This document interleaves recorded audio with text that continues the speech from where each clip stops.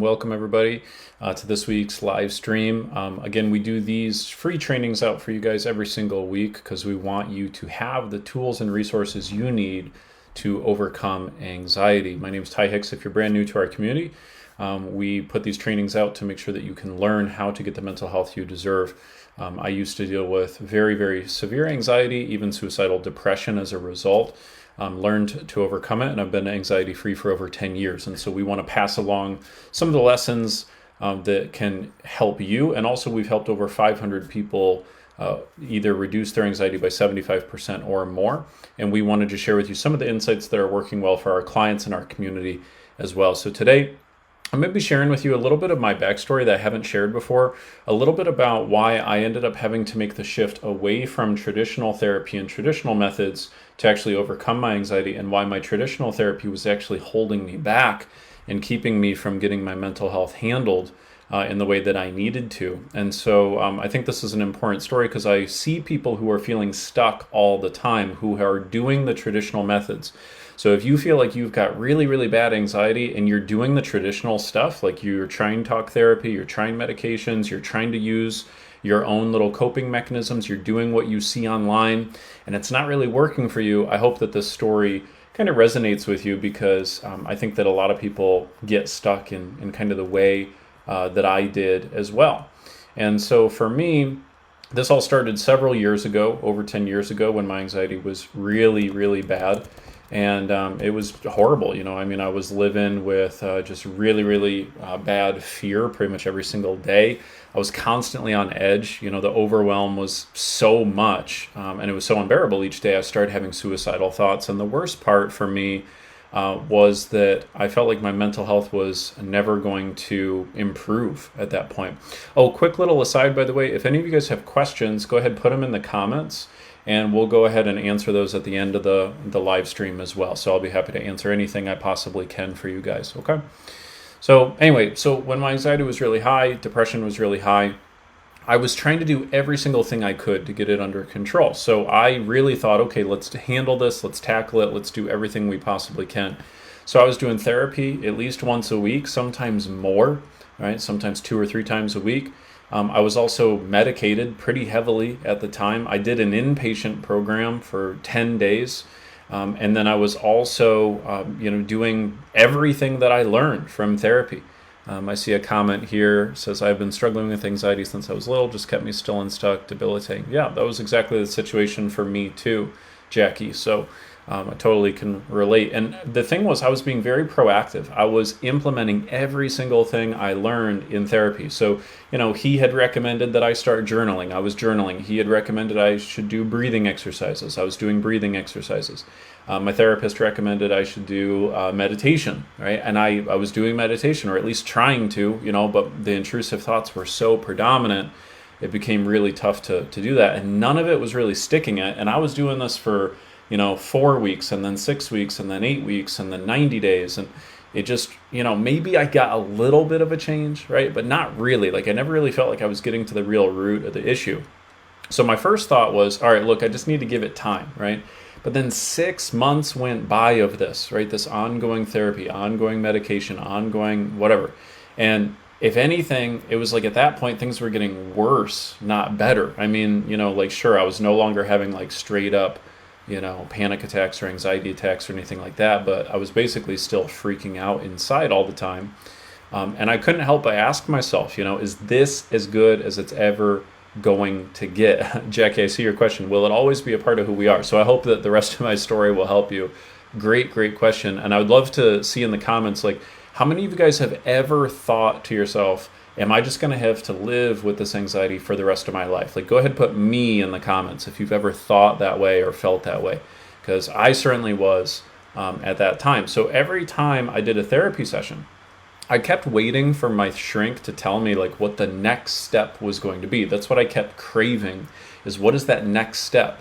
But he never really had one, right? He didn't come to the table with any proactive plan, and that kind of bothered me, right? So he didn't seem to be in much of a hurry to get me anywhere, although I was freaking out. I'm like, I want to get my mental health square. I want to feel normal. I want to feel peace of mind. I want to feel calm. I want to feel happy. How do I get that as quickly as possible?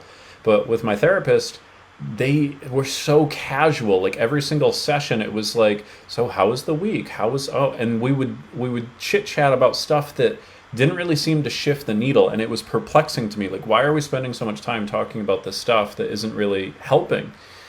So one day I asked him as nicely as I could. I was like, hey, so what's the plan? Like, what's the plan to get rid of the anxiety and the depression? And when he answered this question, I finally knew why I had been stuck for 6 months. He said, he kind of like shuffled in his chair, like in an unsure way. And he basically said, like, there is no plan. He said, well, there is no plan exactly. The plan is you keep coming to therapy.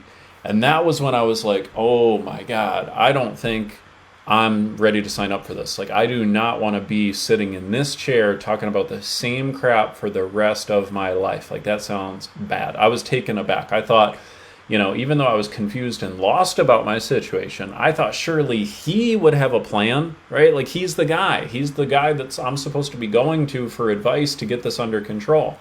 And so I said to him, I was like, so I'm just going to have to deal with anxiety forever?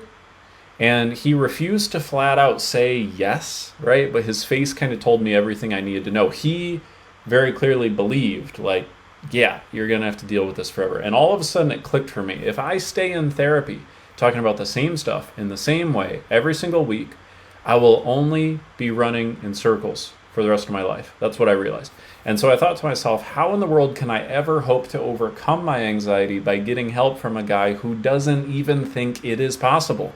Right? Of course, it's going to be basically like impossible for me to solve a problem if I'm trying to get advice from the guy who doesn't even think the problem can be solved. You guys follow me on that? All right. So I'm curious, like, how many of you guys have ever felt this sort of like plateau in therapy? Like, if you could put me in the comments, like, have you felt that same sort of feeling of like, what is the plan? How are we going to get this handled? And then feeling like there wasn't really like some sort of clear plan that you could sink your teeth into? Because that's where I was at. Right. And so that was when I realized I was getting the wrong kind of help for me. It was not the right thing for me. I knew, like, hey, maybe this works for other people, but this is not cutting it for me. Like, sure, it's nice to have a conversation with this guy. I like him. He likes me. That's cool. But this isn't getting me anywhere. Like, this is not the right type of help for me to get to that next level. Right. I see Jackie says, stuck on Xanax 30 years. Now I'm off at 8 years. Bad withdrawal. Said never again, but I'm 60. I'm thinking maybe I should go back on them. I don't know. Gotcha. Well, Jackie, stick with me till the end of the story here, and we'll see, maybe this will give you some inspiration. So here's what I did, right? So it was after I started searching, then I started searching online, right? So I was trying to find anything I could on how to overcome anxiety, not cope with it, but overcome it. Because that's when I realized, oh, my therapist is looking through this from the coping attitude. I didn't want that. I wanted to overcome it. And so I started looking. And a lot of it was garbage, I gotta say. Like, and a lot of it still is garbage out there, right? So like I saw the basic stuff like, hey, eat healthy. Like, yeah, duh. Take these supplements. No, I don't want to do that, right? Align your chakras. I'm like, are you kidding me, right? Like, where is something real? Like, I was searching for something real that I could test, that I could really implement and see what would work. I wanted something I could sink my teeth into. I wanted step-by-step instructions. I wanted something I could like implement. And that's when I started to stumble on the idea of training the brain. And this kind of struck me, kind of like stood out to me. I was highly skeptical at first, right? I really was. And the people I found who were teaching this, though, they caught my attention because at least they believed that it was possible to overcome the anxiety with enough practice. I was like, all right, fine, I'll stick with you and see if this is legit. So I was willing to take a chance on it, because they told me it was possible. So I was like, all right, well, at least they believe. So after about 6 months of trying everything I could find online, prior to that, I found the right combination of strategies that worked for me. I used a lot from different courses and different books and different teachers. And then honestly, I had to figure out things on my own, quite frankly, to work for me. Took a ton of trial and error, but finally I got it in the long run. And I got to tell you, I could not be more thankful that I stuck it out, because what I realized had been keeping me stuck with anxiety the whole time was I was asking the wrong question, right? Before, I was asking myself and my therapist, how do I cope with anxiety? That was the mental question. That was the mental box I was in. But in order to start my true anxiety recovery, I had to ask myself a new question, which is, how do I overcome the anxiety? And I was never going to be able to overcome anxiety by pursuing a coping method. It was never going to get me there. And that's when I realized my therapist didn't have those answers, right? He was an exceptional guy, great guy, fantastic gentleman. He cared about me, and he did help me a little bit. He was helpful. He tried, and I appreciate that. He was just doing what he was trained to do, but what he was trained to do was to help people cope, and I didn't want that. So sure, my therapy was helpful, and that's why I kept going for a while, but it was absolutely insufficient to reach my mental health goals. And this was a key breakthrough I had that I really hope might help some of you guys. Sometimes we are doing something that is helpful, but it is not sufficient in order to reach the goals that we really want to reach. And it's a very important thing for us to figure that out, right? Because if we want to lose 50 pounds, sure, we can go on a 20-minute walk every morning and that would be helpful, but it's probably not going to be sufficient to lose 50 pounds. You know what I'm saying? The walk is helpful, but if we keep doing that walk for 6 months, 12 months, 18 months, and we're still not there, it's time to change the strategy. So sometimes the things we had to do, sometimes the things we have to do in the beginning of our anxiety recovery journey are not enough to get us to the end of it. And that's what I realized. I thought if I would have kept only getting advice from someone who didn't even believe that my problem was solvable, I would still be riddled with anxiety and depression to this day. And what's kept me anxiety and depression free for 10 plus years is being relentlessly committed to using the right strategies to keep my brain properly trained, right? Using a conditioning mindset, not a coping mindset, right? So how do you know if therapy is sufficient for you or not? I really believe that only you can answer that question for yourself, but here's what I recommend considering to figure it out, right? Number one, first, get super, super clear on what your actual desired outcome is for your mental health, right? Are you truly okay with just coping with anxiety? Because there's nothing wrong with that if that is. And if so, therapy will probably be just fine for you. Are you totally committed to the idea that you're just going to be anxious for the rest of your life and you just need to be able to manage it? If that's what you're really boxed into, sure, therapy is probably the right way for you to go, right? But are you the type of person who will never really be satisfied until you are fully in charge of your mind and emotions? If that's the case, therapy doesn't have the tools to deal with that at that level of depth, and it's important to understand that, okay? Number two, I encourage you to ask yourself, how confident am I that my therapy, or whatever other methods you're using currently, will be sufficient to reach my goals, to reach my ultimate mental health goals? You got to get clear on what your goal is. Number one, where do you really want to end up mental health wise? Number two, how confident are you that your current method is sufficient to get to your ultimate outcome? That's what I really had to ask for myself. So if you feel like you are making substantial ongoing progress towards your ultimate mental health goals using your current method, keep going.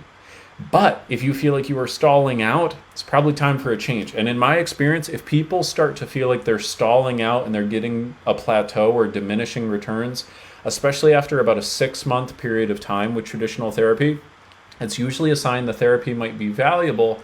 It just may not be sufficient. And that's just an important thing to keep in mind. So whatever you do, my friends, here's what I would encourage you to do. Don't do what I almost did, right? I almost just decided that I was going to be anxious for the rest of my life, that I was just going to have to live with this.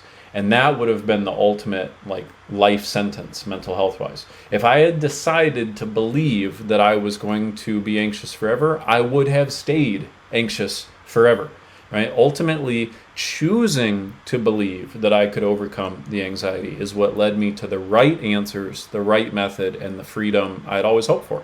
Right? And so no matter what anyone else has told you, I promise you this, you absolutely can live a life that is not limited by anxiety. However, I'm also a realist, right? I'm not just trying to pump you up artificially and say, hey, you can do it. I'm also a realist in the sense that you've got to do the right things to get the right results, right? Different actions, different strategies create different results.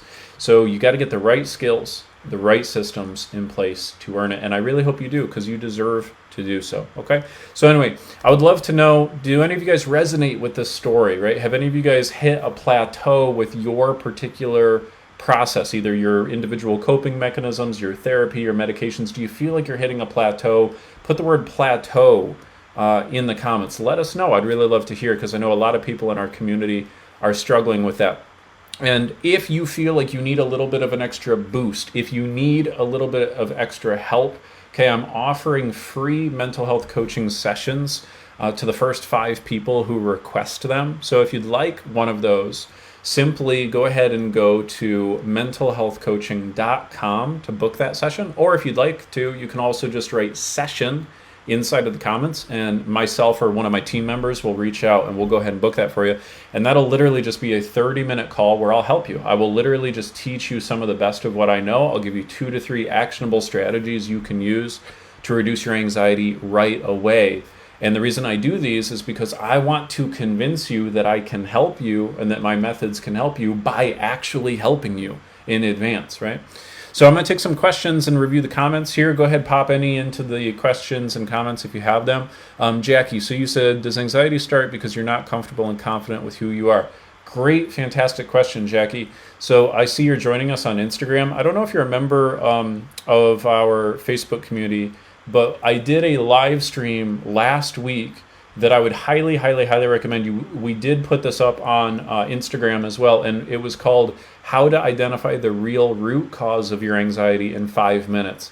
I highly recommend you go check out that video, because the short answer is yes, that is a very common cause for probably 2/3 of people. But if you watch that video, I think you're going to get a lot more clarity on where your issues are coming from. Okay, I see a comment here from Night Owl Daydreamer. Says, I mentioned wanting to quit therapy to you, and I don't regret that decision. I have some good tools to use now, but I feel like the power to overcome truly lies within myself. I love that attitude, and you're absolutely right. We just got to make sure that you've got the right systems and the right processes in place. So that's awesome. And then, Jackie, I know you had another question as well. You said, I'm thinking maybe I should go back on the medication. I don't know. So I cannot give you medical advice. I cannot tell you to start a medication or to stop a medication, because I'm not a doctor. You got to do what's right for you. Here's the question, though, I encourage you to ask yourself. If when you were on the Xanax, did you really truly feel like that was your ultimate mental health goal? As in, like, were you happy and content, and did you have peace of mind while you were on the medication? If the answer to that is yes, then great, right? If you have no problem with being on medication, then there's no reason to not go ahead and do that, right? For some people, medication is entirely sufficient. For most people, though, medication is not sufficient. And so if you either A, getting on the medication, you still don't feel how you want to feel, or B, you don't want to be dependent on the medication long term, my invitation to you would be, you really got to figure out the real root cause of the issue. You need to get a conditioning system in place. And then number 3, you need a relapse prevention plan in place. In other words, you need to deal with the core issue on your own using the right skills and systems. Obviously, people like us, myself, can help with that, but that would be my recommendation. You also had a question of, will it always be a part of who we are? So a couple of thoughts on this I would like to share with you. Here's my first recommendation. Look at your anxiety as a pattern, not a part of your personality. Okay, and a big reason for this is because if you define your problem in unsolvable terms, you will always feel stuck with your problem. So rather than saying, I am an anxious person, you would instead want to say, I have a pattern of anxiety, right? And that immediately makes the problem far more solvable, because now all of a sudden we're dealing with a pattern, right? Human beings have patterns that emerge and they go away, and they emerge and they go away throughout the course of our life. And if you have the right skills and tools, you can actually design your own patterns. You can change your habits. You can change your habits of thinking, feeling, and behaving with the right tools. So if you look at it as a pattern rather than, oh, this is a part of who I am, that's the very first thing I would recommend. And that's what I teach my clients too, by the way. I had a client who was in her 60s, and she had gotten diagnosed with panic disorder in her 20s, and she had dealt with anxiety and panic her whole life. And one of the questions I asked her is, I said, well, first of all, when did the anxiety emerge? She said, oh, in college. And I was like, what was going on? She was like, oh, it was right around finals, my first finals. I was like, well, duh, of course you'd be a little anxious. And so I was like, well, what happened? She's like, well, I went to a therapist, and then they told me I had panic disorder. I'd never heard about panic disorder. And I said, well, did the anxiety get worse after they told you you had panic disorder or better? And she's like, no, it got way worse. I was like, well, yeah, of course, because they told you that this was a part of who you are. And now that you believed that that was a part of who you are, it caused her mind to freak out about a whole bunch of other stuff it wasn't freaking out about before. And so I asked her, I said, what do you think would have happened if the therapist would have just told you, like, hey, it's your very first college semester, it's your first final season. Of course you're a little anxious. It's gonna pass. It'll be fine. What would have happened? And she's like, I think my whole life would have been different. So when you define the anxiety as a part of who you are, it's something I have, it's this big, larger than life thing, then that's exactly what it becomes. It feels like an unsolvable issue, when instead you want to define it as a solvable, changeable pattern. It is just a pattern. Your brain has gotten conditioned to think, feel, and behave a certain way, and we can change that, right? You just need the right conditioning tools. Okay, great question though. Jackie, you also asked, have you used CBD, lemon balm, ashwagandha? Do you think they can help?